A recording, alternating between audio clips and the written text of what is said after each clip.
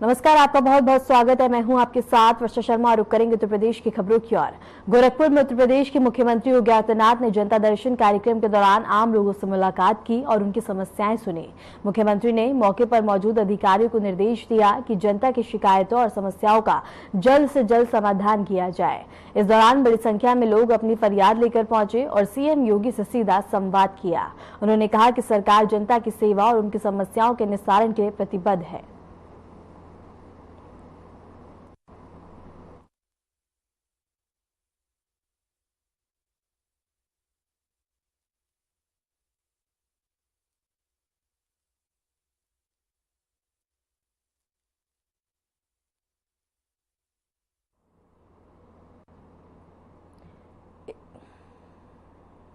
इसी खबर पर रुक करेंगे हमारे संवाददाता सचिन का। सचिन, क्या कुछ जानकारी है? सीएम योगी ने जनता दर्शन लगाया जहां लोगों की तमाम समस्याएं सामने आती है। मुख्य समस्याएं कौन कौन सी देखने को मिली?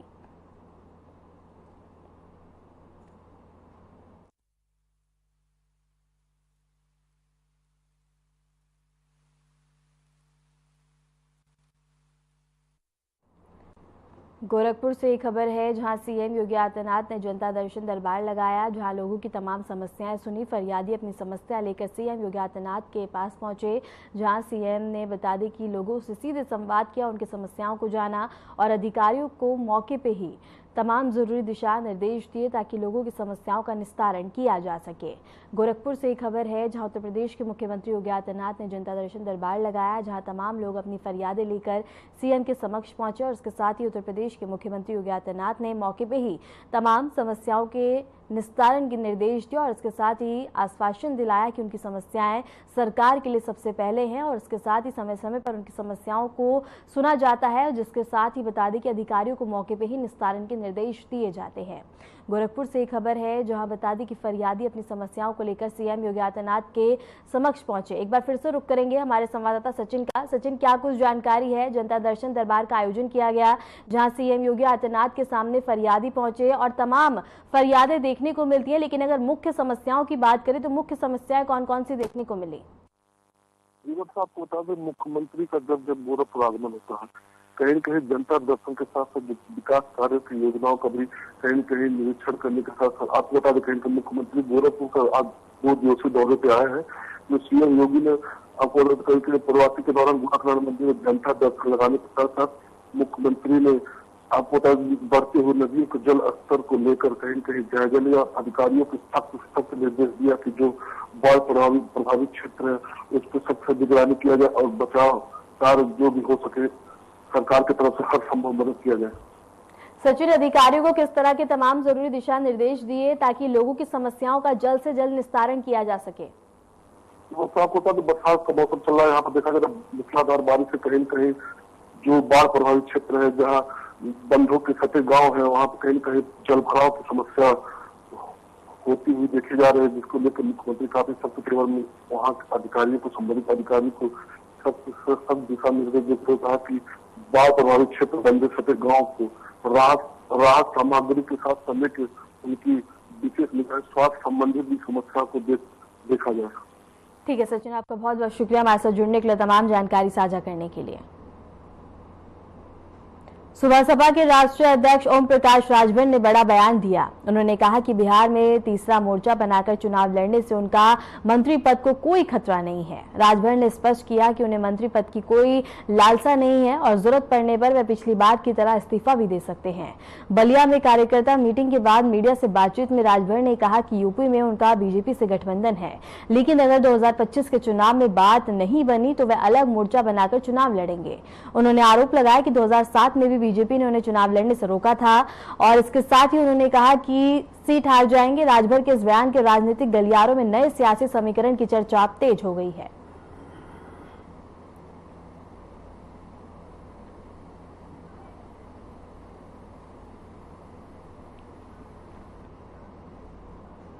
लखनऊ से इस वक्त की बड़ी खबर है, जहां सर्वदलीय बैठक से पहले कार्य मंत्रा की बैठक का आयोजन होगा और इसके साथ ही बता दें कि 13 से 14 अगस्त के बीच 24 घंटे सदन चलेगा, जहां विपक्ष ने बता दें कि 16 अगस्त के बाद भी सदन चलाने की मांग की है।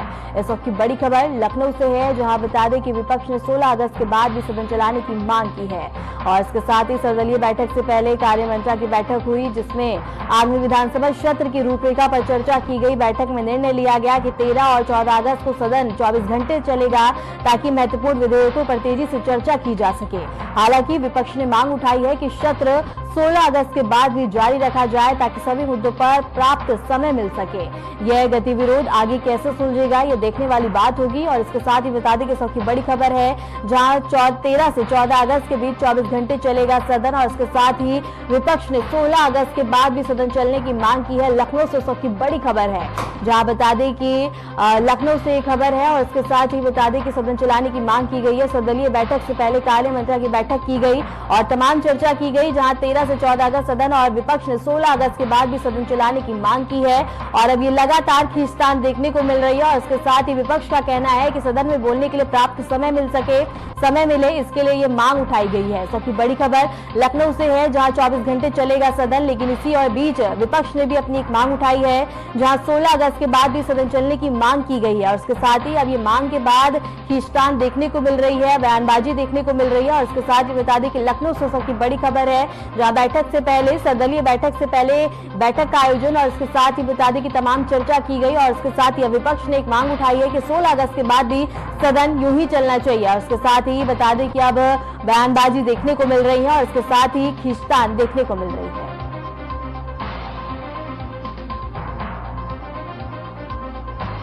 लखनऊ से सबकी बड़ी खबर है, जहां बता दें कि सदन की कार्रवाई और इसके साथ ही बता दें कि सदन चलाने की मांग की गई है और विपक्ष ने अपनी मांग उठाई है, जहां सर्वदलीय बैठक से पहले कार्य मंत्रा की बैठक का आयोजन हुआ और 13 से 14 अगस्त के बीच 24 घंटे चलेगा सदन।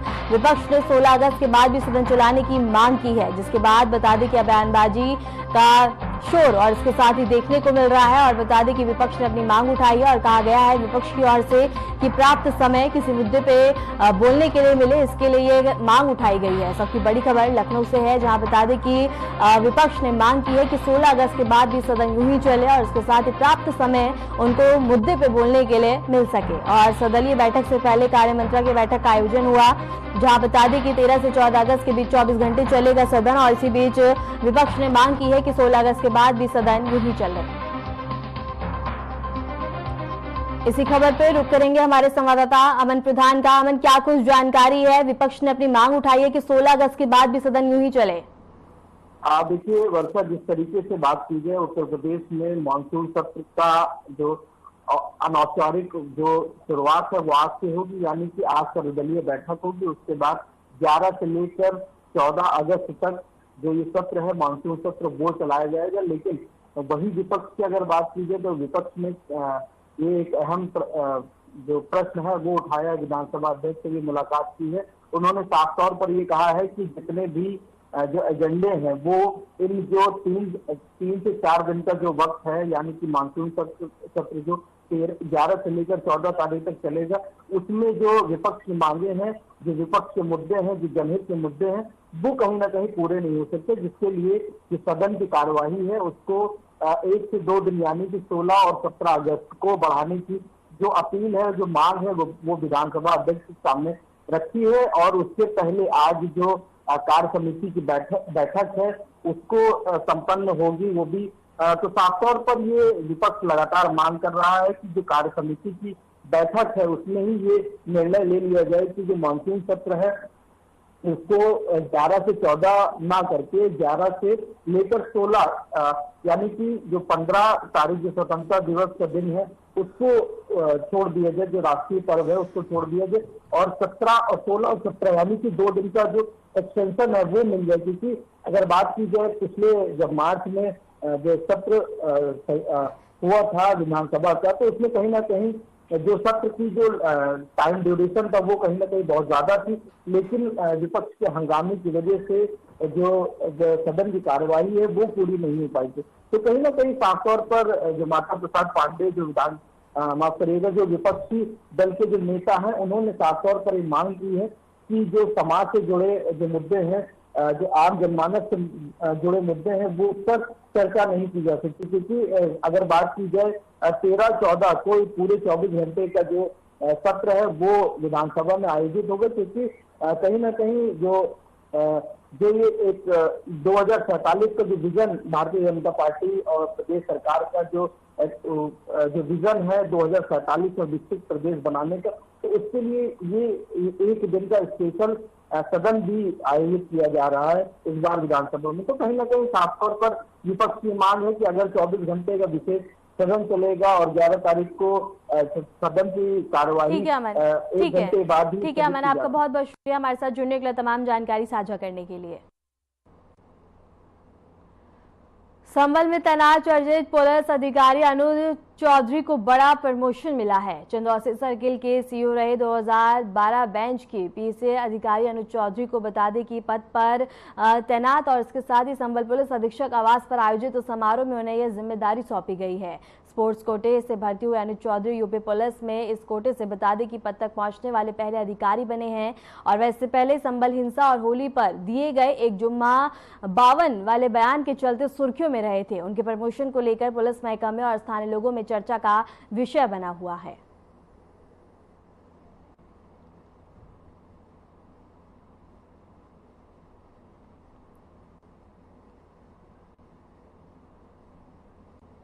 गाजियाबाद पुलिस ने एक ऐसी फैक्ट्री का भांडाफोड़ किया है जहां बड़े पैमाने पर मिलावटी और जहरीला पनीर तैयार कर दिल्ली एनसीआर में सप्लाई किया जा रहा था। यह पूरी कार्रवाई बता दें कि एसीपी वेब सिटी प्रियांशीपाल के नेतृत्व में हुई है। पुलिस को जानकारी मिली थी कि गांव के पास दुकानों में बिना लाइसेंस और पहचान के नकली पनीर तैयार किया जा रहा है। एसीपी ने तुरंत टीम बनाई और बता दें कि क्रॉसिंग रिपब्लिक थाना पुलिस के साथ मिलकर छापा मारा। जांच में पता चला कि 10 किलो सोयाबीन से 20 किलो तक नकली पनीर बनाया जाता था, जिसमें पिसा चावल, कच्चा दूध और अन्य केमिकल भी मिलाए जाते थे।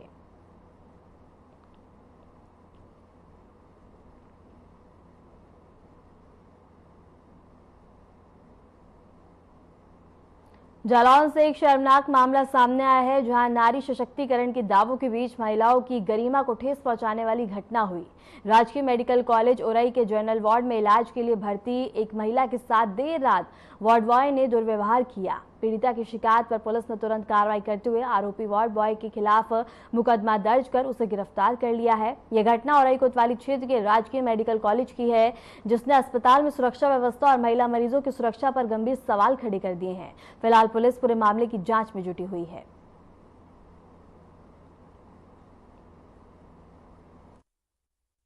तो रात्रि में एक महिला अपना इलाज कराने मेडिकल कॉलेज में जनरल वार्ड में एडमिट हुई थी, जिसके साथ वार्ड बॉय द्वारा दुर्व्यवहार किया गया। इस सूचना पर मैं व एसएचओ तत्काल मेडिकल कॉलेज पहुंचे व पीड़िता से तहरीर प्राप्त कर सुसंगत धाराओं में अभियोग पंजीकृत किया जा रहा है। वार्ड बॉय योगेश कुमार को हिरासत पुलिस में लेकर पूछताछ की जा रही है, जिसकी गहनता से जांच कर अग्रेतर विधिक कार्रवाई की जाएगी।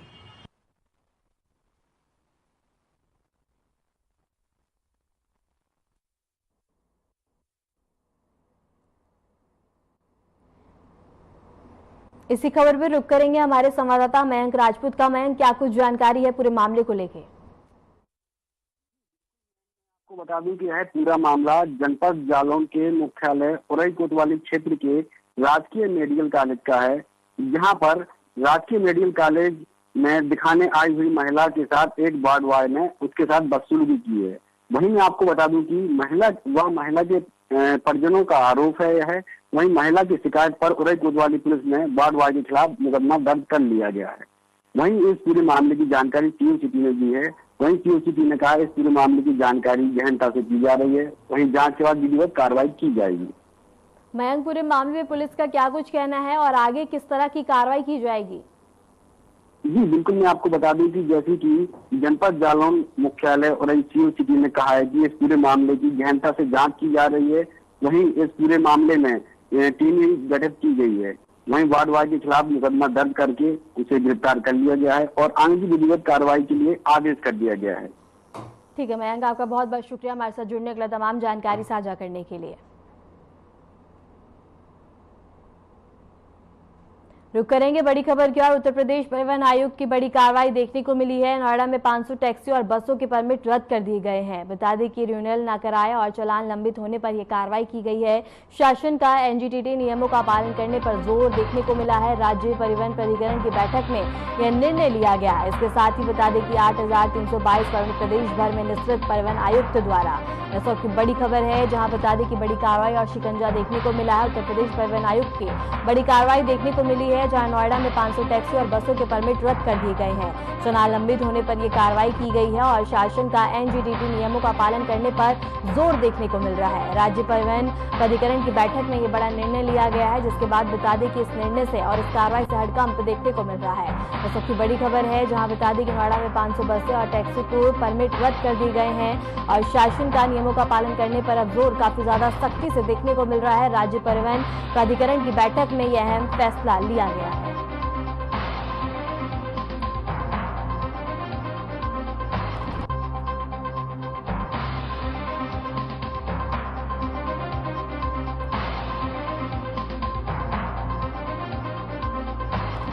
उत्तर प्रदेश परिवहन आयुक्त की बड़ी कार्रवाई देखने को मिली है, जहां नोएडा में 500 टैक्सी और बसों के परमिट रद्द कर दिए गए हैं और इसके साथ ही चालान लंबित होने पर यह कार्रवाई की गई है। शासन का नियमों का पालन करने पर जोर सख्ती से देखने को मिला है। इसी खबर पे रुक करेंगे हमारे संवाददाता प्रवीण का। प्रवीण, क्या कुछ जानकारी है? वर्षा जी, आपको बता दें कि जिस तरह से उत्तर प्रदेश परिवहन आयुक्त की बड़ी कार्रवाई सामने है, जिसमें नोएडा में जो है 500 टैक्सी और बसों के जो परमिट है वो रद्द किए गए हैं, क्योंकि इनके जो चालान जो है वो लंबित पड़े हुए थे। काफी समय से चालान थे वो लंबित पड़े हुए थे, चालान भरने पा रहे थे और उसके साथ जो है गाड़ी जो परमिट होते हैं वो परमिट भी वो रिन्यूअल नहीं करवा रहे थे और ऐसी गाड़ी चला रहे थे जिससे एनजीटी नियमों का उल्लंघन हो रहा। इसको लेकर जो है उत्तर प्रदेश परिवहन आयुक्त की बड़ी कार्रवाई हुई है। 500 टैक्सी स्टैंडों का चालान जो है किया गया है, परमिट रद्द किया गया है। प्रवीण, इस कार्रवाई के बाद किस तरह का माहौल देखने को मिल रहा है?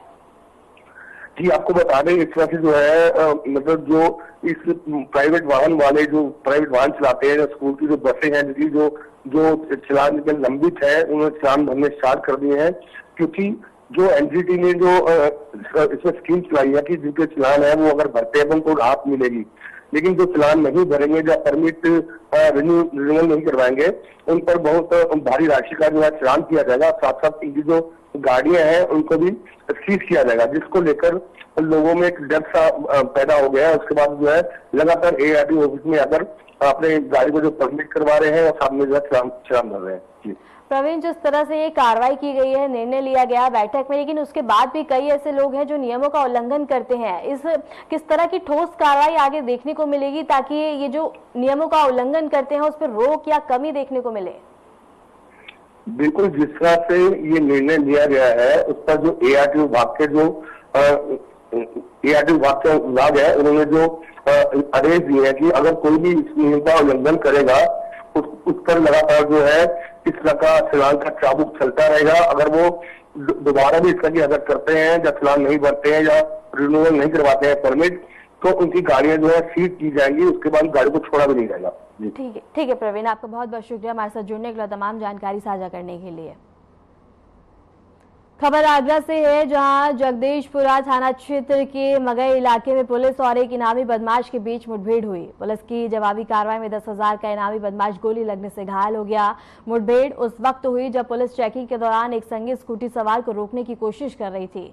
रोकने की बजाय यासिन ने पुलिस टीम पर फायरिंग शुरू कर दी, जिसके जवाब में पुलिस ने फायरिंग की और बता दें कि आरोपी के पैर में गोली लग गई।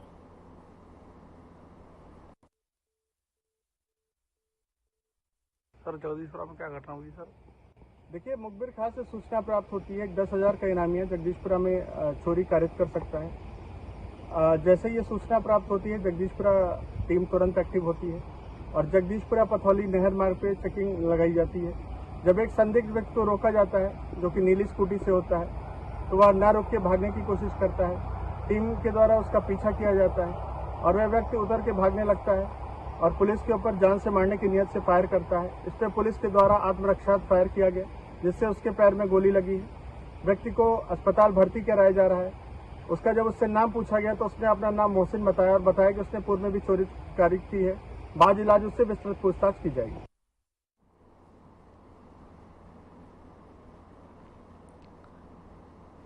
रायबरेली में लगातार दूसरे दिन भी पुलिस का ऑपरेशन लंगड़ा जारी है। उचार कोतवाली क्षेत्र में बता दें कि शारदा नहर के पास पुलिस और शातिर चोरों के बीच मुठभेड़ हुई। पुलिस को देखते ही बदमाशों ने फायरिंग शुरू कर दी, जिसके जवाब में पुलिस ने भी कार्रवाई की। मुठभेड़ में चोरी की वारदातों में लिप्त अभियुक्त रोहित के पैर में गोली लगी है, जबकि उसका साथी मोनू पुलिस की गिरफ्त में आ गया। दोनों आरोपी प्रतापगढ़ जिले के रहने वाले बताए जा रहे हैं। पुलिस ने आरोपियों के कब्जे से 50 लाख रुपए मूल्य के आभूषण, एक लाइसेंसी रिवॉल्वर और एक तमंचा, एक कार बरामद की है। घटना में शामिल दोनों बदमाश इलाके में कई चोरी की घटनाओं को अंजाम दे चुके हैं। फिलहाल पुलिस पूरे मामले में आगे की जांच पड़ताल कर रही है। क्षेत्र ऊंचाहार में विगत कुछ दिनों से एक अंतर जनपदीय चोरों का जो गिरोह था वो सक्रिय था और एक दो बड़ी चोरियां भी की थी, और जिस कारण से एसपी महोदय के निर्देशन पे रात्रि गश्त पिकेट और जिसमें राजपत्रित अधिकारी के भी मूवमेंट को सक्रिय बना दिया गया था। मुखबिर से सूचना मिली कि एक अंतर जनपदीय जो चोर है स्विफ्ट डिजायर गाड़ी से कहीं चोरी की योजना बना रहा है। इस बीच में ऊंचाहार पुलिस ने घेराबंदी की। घेराबंदी करने के बाद जो है जो चोर था उसने फायरिंग की पुलिस के ऊपर। जवाबी कार्रवाई में पुलिस ने भी फायरिंग की, जिसमें से एक जो चोर है रोहित, उसके पैर में गोली लगी है और उसका एक अन्य साथी जो है मोनू, ये दोनों प्रतापगढ़ के रहने वाले हैं, उसको गिरफ्तार कर लिया गया है और रोहित को सीएससी अस्पताल भेजा गया है इलाज के लिए, और उसके दो अन्य साथी जो है फरार हो गए हैं। पुलिस दबिश दे। उत्तर प्रदेश के अयोध्या और बस्ती जिलों में लगातार हाईवे पर हो रही लूटपाट की घटनाओं के पीछे जो चेहरा था वह पुलिस की गिरफ्त में है। पुलिस ने एक शातिर लुटेरा गैंग का पर्दाफाश करते हुए इसके सरगना दिलीप मौर्य समेत 6 बदमाशों को गिरफ्तार किया है। यह गिरोह पूरी तरह से बता दें कि संगठित ढंग से काम कर रहा था और लूट के लिए हाईवे को अपना ठिकाना बनाया करते थे। गैंग की पहचान उनके खास तरीके से हुई है। ये सभी सुनसान रास्तों पर सफर कर रहे अकेले यात्रियों को अपनी आर्टिका कार से रोकते थे और डराते धमकाते और फिर उनसे नकदी, मोबाइल, चैन और दूसरी कीमती चीजें लूटा करते थे। गिरफ्तार सरगना दिलीप मौर्य ने पुलिस पूछताछ में खुलासा किया है कि वह और उनके साथी कई जिलों में लूट और चोरी की वारदातों को अंजाम दे चुके हैं। हाईवे लुटेरे गैंग का जो हाईवे पे लूट करते थे उसका हम लोगों ने पर्दाफाश किया है और एक छावनी पुलिस ने एक बहुत ही अच्छे तरीके से एक संगठित गिरोह जिसमें टोटल 6 लोग हैं और जिसका सरगना दिलीप मौर्य है जो कि अयोध्या का रहने वाला है, उसको हम लोगों ने पकड़ा है। ये गिरोह जो लोग यहाँ से अयोध्या से किसी भी रास्ते या तो उधर बाराबंकी की तरफ, गोंडा की तरफ या बस्ती की तरफ जाते थे, यदि वो अकेले हैं तो उनको लिफ्ट देने के बहाने से ये गाड़ी को रोकते थे, उनको अपनी गाड़ी में बैठाते थे और उसके बाद उनसे लूट करते थे। इस दौरान उनके साथ काफी मारपीट भी करते थे ये, और फिर उसके बाद जब खबर जालौन से है, जहां जेल के भीतर एक अनोखा और भावुक नजारा देखने को मिला। आज यहां के जिला कारागार उरई में बहनों ने अपने कैदी भाइयों को राखी बांधने के लिए विशेष व्यवस्था की। सुबह से ही बहनें जेल के गेट पर लाइन में लगकर अपने भाइयों से मिलने आई और यह मिलन देखकर कैदी भाइयों के चेहरे खिल उठे। सुरक्षा के मद्देनजर जेल प्रशासन ने बड़ी संख्या में सुरक्षा बलों की तैनाती की ताकि मुलाकात शांतिपूर्ण और सुरक्षित हो सके। इसके साथ ही जेल प्रशासन ने बहनों के लिए नाश्ते की विशेष व्यवस्था की ताकि उनके इस पर्व को और भी खास बनाया जा सके। यह आयोजन न केवल भाई बहन के प्रेम और स्नेह का प्रतीक है, बल्कि यह जेल प्रशासन की मानवता और संवेदनशीलता का भी परिचय है। जालौन जिला कारागार में राखी पर्व इस बार बेहद भावुक और यादगार रहा, जहां कैदियों और उनकी बहनों के बीच इस बंधन ने एक नई उम्मीद पैदा की है।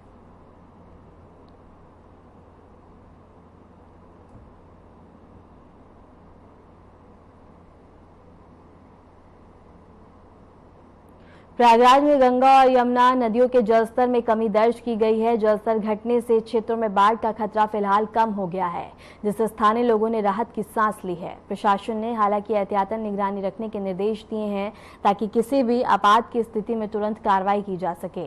मौसम विभाग के अनुसार आने वाले दिनों में बारिश की तीव्रता में कमी और जलस्तर में और भी गिरावट आने की संभावना जताई गई है।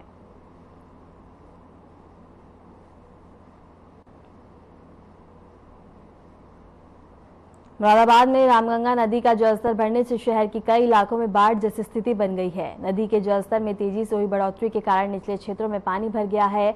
लोगों को आने जाने में दिक्कत हो रही है और प्रशासन ने प्रभावित इलाकों में राहत और बचाव कार्य शुरू कर दिया है ताकि लोगों को सुरक्षित स्थानों पर पहुंचाने के प्रयास जारी हैं। जल संसाधन विभाग ने नदी किनारे रहने वाले लोगों को सतर्क रहने और आवश्यक होने पर तुरंत उन्हें सुरक्षित स्थानों पर पहुंचाने की सलाह दी गई है।